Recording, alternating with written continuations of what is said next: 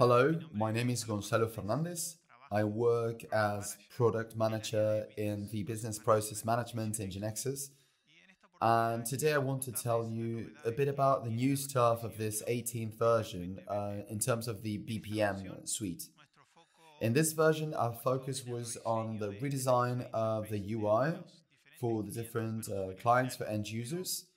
But before we talk about those changes, I want to tell you a bit about the original motivation. As you know, or you will see in these talks, one of the main focuses of the GeneXus 18 version is Unanimo, the new design system. The goal of this design system is to provide our clients with consistency in all the applications generated with GeneXus, whether it's forms or patterns, satellite GeneXus components such as the chatbot generator, even GAM, so all the security aspects, and the BPM suite. All of this will be very consistent based on this Unanimo design system that will be maintained by GeneXus in the same way that it was created, and it will be automatic. So going back to the client GXFlow design aspect, before we get there, I want to give you an overview of the evolution of our different clients.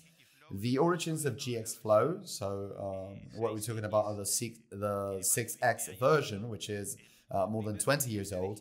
The first GXFlow client was based on work panels. So they were traditional Windows forms that were back then what GeneXus had available apart from the original generators, which were for AS400. You had the Visual Fox Pro generator. That was the first one that we supported.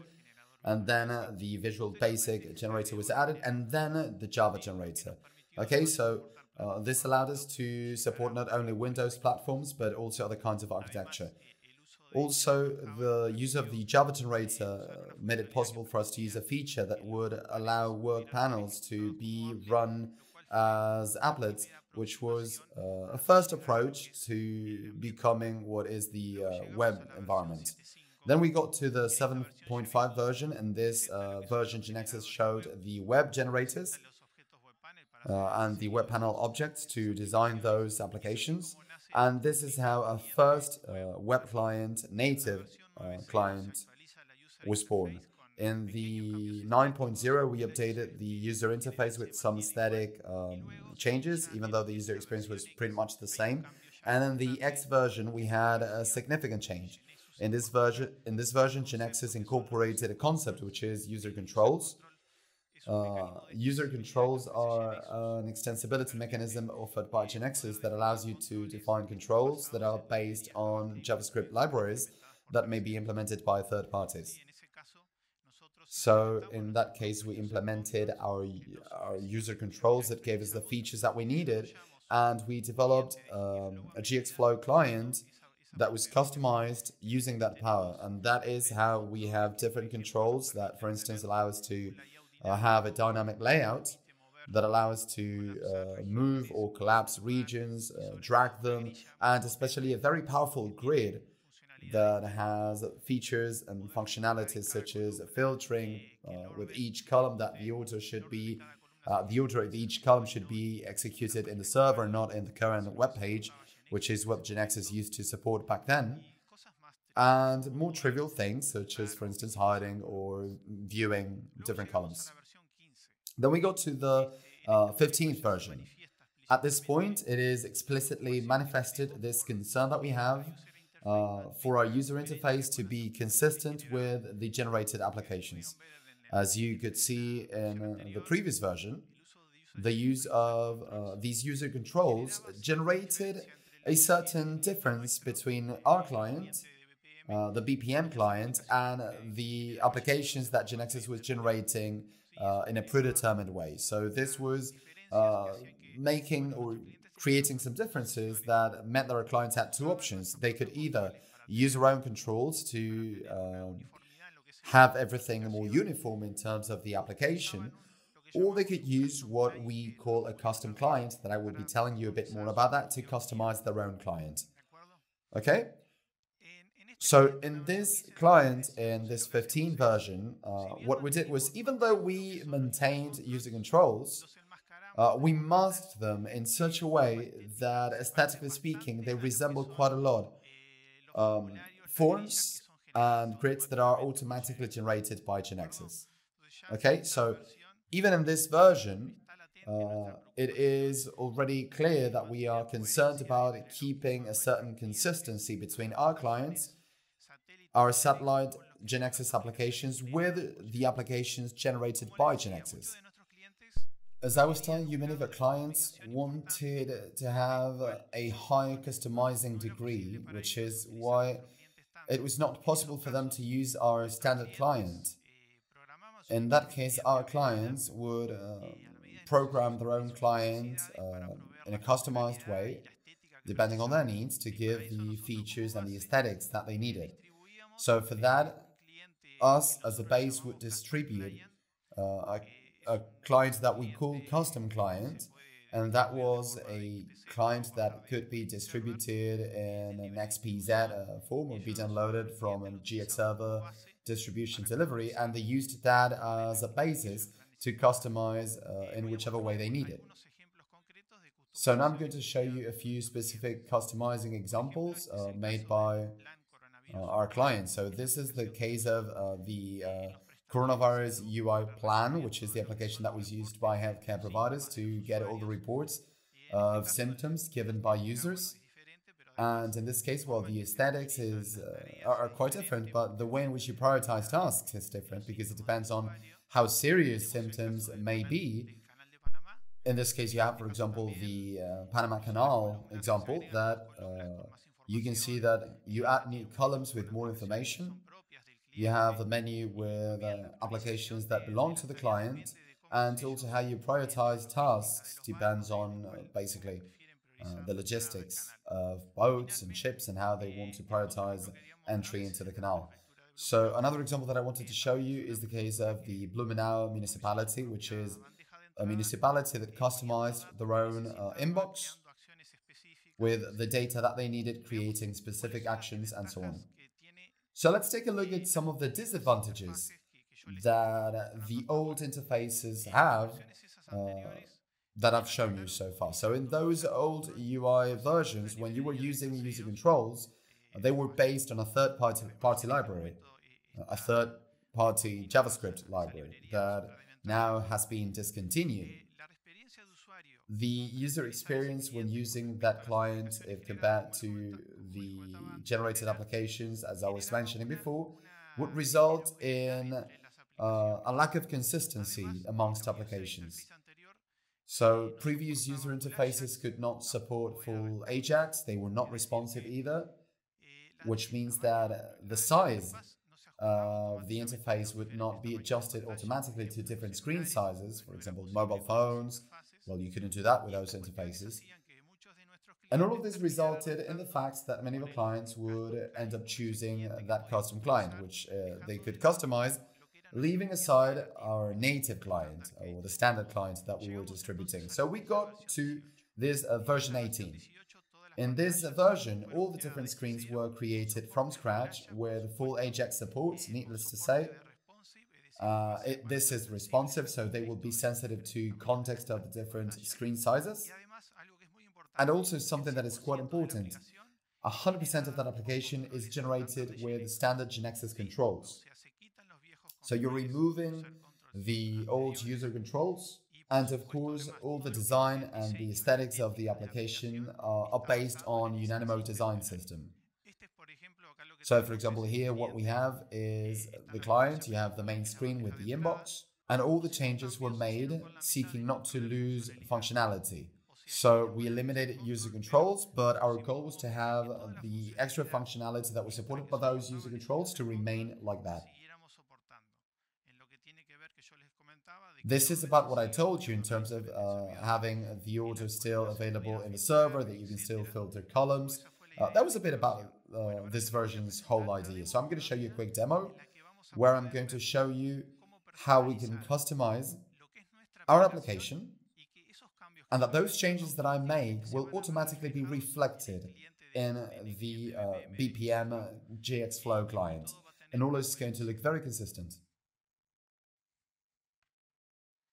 Okay, so in this demo, the idea is to show you a bit about how to customize and use Unanimo to modify both generated applications and see how that affects the interface in a case of a native GXFlow client. So I'm going to start with a very easy process, which is a vacation request. And then there is that goes through a manager that is going to authorize or reject that vacation. So here I have defined a design system that is called GXFlow demo that is empty.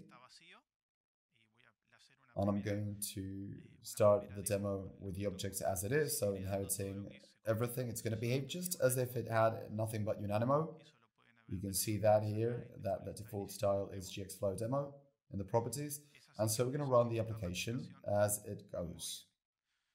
This is the predetermined default way. So this is the application's login.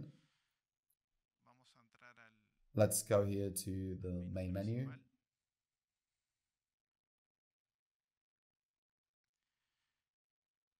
Here you have a demo user, and I'm going to execute this vacation request, and I'm going to ask to be on vacation from the 17th of October until the 28th. And the type is vacations. I have different kinds. I'm going to choose this one. I'm going to click on confirm, and I'm going to click on next. Now that's going to get to the manager. I'm going to log out and log in as manager. And you're going to execute that as manager. You're going to see the request that starts here. And this person is going to say, sorry, too many days. It's going to request approval, and they're going to say reject reason because it's too many days, so I can't authorize it. So I need to uncheck this box. So I will reject it. I click on next. And if I go back to the previous user, the one that made the request originally, if you go to inbox, you will see that this is back and it was rejected. So I'm going to go now to the GXFlow design system. As you can see here, it's called GXFlow demo. It's a design system, and because it is empty now, it's behaving as if it were Unanimo. So now you're going to see the teeny tiny changes that I'm going to make, which are just differences in primary and secondary colors. I'm going to copy that. And I'm going to build here. So with these changes, what I'm going to see is that both the application that I'm generating, that is the transaction associated to that task, that is this one here, as well as the GXFlow client, you're going to see how this takes that new design.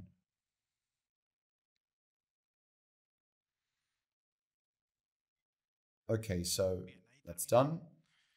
We're going to refresh the resources. And here we can see how you can observe some of the changes, some of the aesthetic changes. For example, this is the GAMS login for you to see that also this component was updated. And you can see that this is the GXFlow client. This is the home page where you have some stats. You have the inbox. And as you can see, I changed my design system. I made teeny tiny changes again, just to have some aesthetic changes, aiming to modify my application, but that also affected all the different components that you're using. In this case, for example, the GXFlow client. So this is the application generated by GeneXus from that transaction, and it also takes that design. So all the generated applications component, the form, the GAM, the patterns work with, all of that will have a consistency when it comes to user experience and user interface. In this case, for instance, I'm gonna make that vacation request shorter, so fewer days. Here I click on confirm. I click on next. I'm gonna log out and go back to the manager's demo user. And here you can see again the request. You see that it's not so many days, and now I'm going to approve it. I'm going to delete the reject reason. Now, yeah, click on confirm, and vacations have been accepted so that that person can go on leave, and the process is over, which you can see here. It appears as completed. Okay, so this is what I wanted to show you in terms of how Unanimo is designed in such a way that all your interface and all the satellite components that you create with GeneXus will behave exactly in the same way. And finally, I want to show you something in terms of what I was mentioning related to responsiveness. And you can see how the interface, well, you can change the different sizes. So you will see how it looks on a mobile device and how size adapts to that screen. So yeah, you see that you have a burger menu, and now you have this GXFlow application, absolutely responsive, which is sensitive to the different types of devices and different screen sizes. Okay, so going back to our presentation, leaving aside the standard client, now we have a custom client that is the one that our clients are using whenever they want to have more flexibility to customize their applications. And in this case, also, we changed the custom client. Also, the whole design was responsive.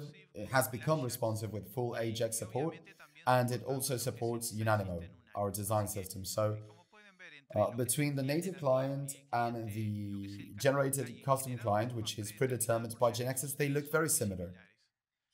In terms of the mobile client, which is something that I haven't shown you, we have a native client for mobile to support Android and iOS. And it was redesigned using Unanimo. So you can take a look, for example, at the inbox here with the two different styles supported by Unanimo, which is light and dark mode. I didn't mention that for other clients, but they also support these two modes. And this is as far as the client redesign is concerned in terms of the BPM suite. But what about the process modeler? Okay, this is now a bit more related to the development environment. So I want to tell you a bit about the evolution over time of the process modeler. Originally in the 7.5 version, which is the first version where we had an editor, you may be asking yourselves what happened before, because I showed you that we had a client in our 6th version, and well, in that case we didn't have a graphic designer to make all these diagrams. So the task descriptions and so on, that was done transactionally.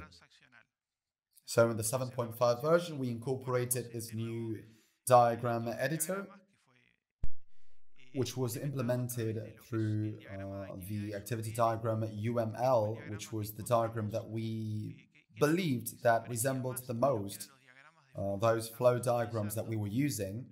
Then we evolved, and in GeneXus X, we redesigned the interface. So we updated the development environment, and in the Evolution 1 version, we do have some significant changes because we left aside the UML activity diagram and we replaced that with the process modeling standard of BPMN, which stands for Business Process Model and Notation, which is a standard that was first developed by the BPMI, which is the Business Process Management Initiative, which is a non-profit. And then it merged with the OMG, which stands for Object Management Group. And then it was modified, and in 2011, the second version was launched, which is basically our current reference version. So in terms of the current version of the modeler, it has not gone through significant changes except for the completion of this BPMN second version with some elements and artifacts that were missing that have now been incorporated. And the fact that we haven't really focused on the design of this modeler is that because in parallel we've been working on another modeler for another platform, which is the M platform of GeneXus, that I don't know if you've heard about it or maybe you will in other talks, but it's a development environment of GeneXus that is absolutely web. And for that case, we are working in parallel on a web modeler. So it is 100% HTML and JavaScript. Now, just to wrap up, I would like to show you a bit about what we're going to be working on in the future. So as a matter of fact, we are working on some of these things as we speak. You will see that GeneXus in this version is incorporating the Angular generator. So needless to say, we will incorporate a client that will be compatible with this generator. Another important thing that we're going to be working on is to replace the process modeler in GeneXus in the Windows version. And we're going to use the process modeler of the web version. So we're going to replace that and we're going to use that instead. Another thing that we are working on is in developing a new standard that is called DMN, which is Decision Model and Notation. That is a standard specifically applied to write, create, and visualize decision-making processes in a company in such a way that it will be more visible. And another thing that we will be working on is enhancing our dynamic forms. This gives you the possibility to define forms in runtime with our client, which is available, it has been available for some versions. That's going to be more powerful. And finally, the web process modeler that, as I said, we were going to replace is also going to be incorporated in our end user client, in our web client, which is going to give us the possibility to manage all the business process from the web. Yeah, so from defining the form, defining diagrams and applications and so on, and all these decisions, they will be all made from the web client. And well, that is going to give us the possibility of moving the workflow and the process management aspect to a SaaS architecture. SaaS is software as a service. And the idea is to offer all the BPM solution through the cloud. Yeah. Needless to say, none of this means that we're going to replace the current design with GeneXus. GeneXus is going to still be a key aspect for the development of BPM applications and mission-critical applications. But this does mean that we will have the possibility to develop BPM applications on the cloud that will not require that much complexity, let's say. Okay, so what are the advantages of having all the management of these processes on the cloud? Well, the typical advantages of a SaaS platform, which is, for instance, that you have a solution that is 100% available, that can be in an Amazon cloud, that is going to ensure robustness, and the fact that it's going to be available 24/7, that it can be accessed by different members in the organization, that will be perhaps distributed geographically, around the world, accessing it remotely, and always using the latest available version, the latest technology with lower maintenance costs and so on. So to wrap up, I would like to refer you to two talks that I believe will delve into the design of these applications with this design system, Unanimo object, that I can't just tell you today. So, well, I really hope that this talk has been useful, and let's see you again.